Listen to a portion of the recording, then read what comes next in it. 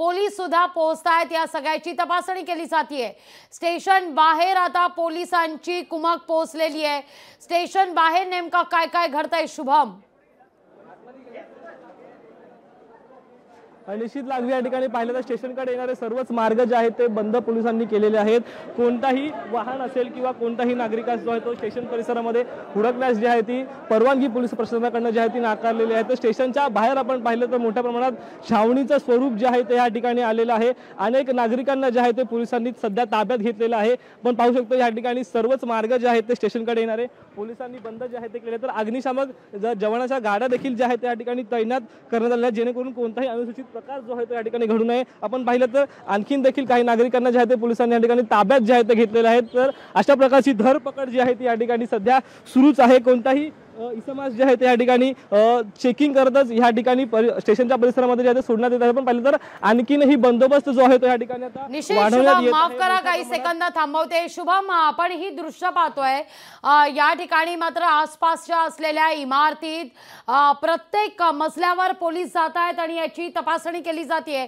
कुठे आंदोलक आहेत का, कुठे आंदोलक लपलेले आहेत या सगळ्याचा तपास केला जातोय। शुभम, आता पोलिसांनी दिलेल्या माहितीनुसार त्यांना ट्रेन्स देखील लवकरात लवकर सुरू करायचे आहे। ट्रेन सुरू केल्यानंतर पुन्हा एकदा आंदोलक या ठिकाणी येण्याची शक्यता देखील आहे आणि त्यानंतर मात्र पोलिसांच्या वतीने आता खबरदारी घेतली जाते। आंदोलकांना पांगवण्यामध्ये पोलिसांना यश आलंय, मात्र ते आंदोलक नेमके कुठे आहेत?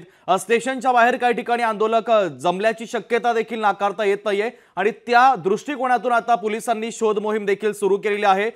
वरिष्ठ पोलीस अधिकाऱ्यांनी या संदर्भात माहिती देखील दिली की रेल्वे अधिकाऱ्यांशी चर्चा करून लवकरात लवकर रेल्वे पूर्वपदावर आणण्यासाठी प्रयत्न सुरू केले जात आहेत। मात्र आंदोलक पुन्हा एकदा ट्रॅकवर येण्याची शक्यता देखील आहे आणि त्यानुसार आता पोलीस खबरदारी घेत असल्याचं लागवी पाहायला मिळत आहे। निषेध शुभम, आमचा आवाज पोहोचतोय तुझ्यापर्यंत? छावणीचं स्वरूप या ठिकाणी एकंदरीत आलेलं आहे। अगदी शुभम, आपण पाहतोय की या ठिकाणी जवळ असलेल्या इमारतीमध्ये प्रत्येक मजल्यावर पोलीस आता पोहोचतायत आणि तपास केला जातोय। आंदोलक कुठं लपलेत का, आंदोलक नेमकं कुठं गेलेले आहेत या सगळ्या संदर्भात तपास करण्यात येतोय।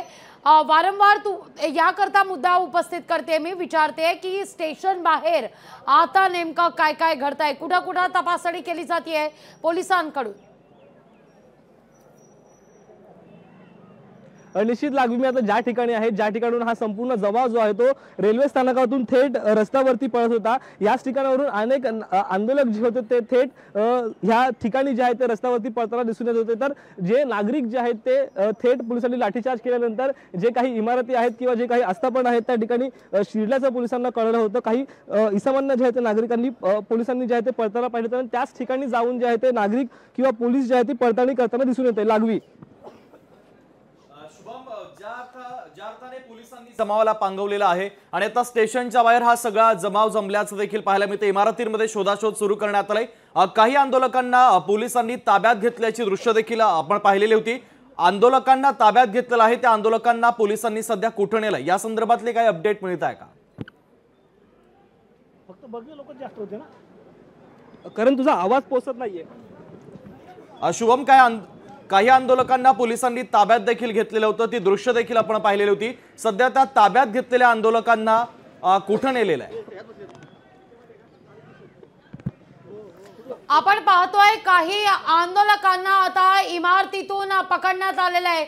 शुभम, ही दृश्य आपण या क्षणी पाहतोय।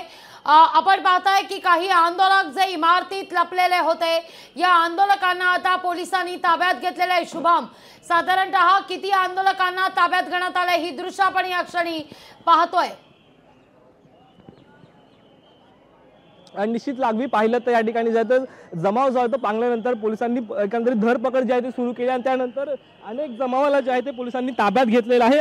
अजून देखील आपण या ठिकाणी पाहिलं तर मोठ्या प्रमाणामध्ये नागरिक जे आहे ते जमल्याचं दिसून येत आहे। तर पोलिसांमध्ये आणि नागरिकांमध्ये मोठ्या प्रमाणामध्ये धरपकड जी आहे ती सुरूच आहे।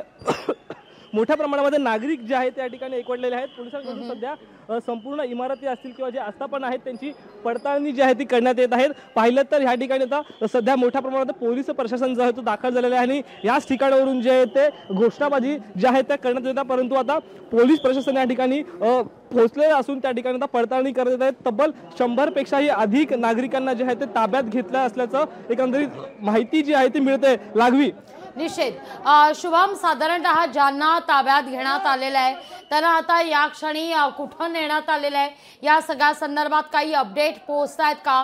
बदलापूर मधल्या या घटनेवर काही वरिष्ठ पोलीस अधिकारी पत्रकार परिषद घेणार आहेत का? काय नेमकं या सगळ्याचे संकेत पोहोचत आहेत?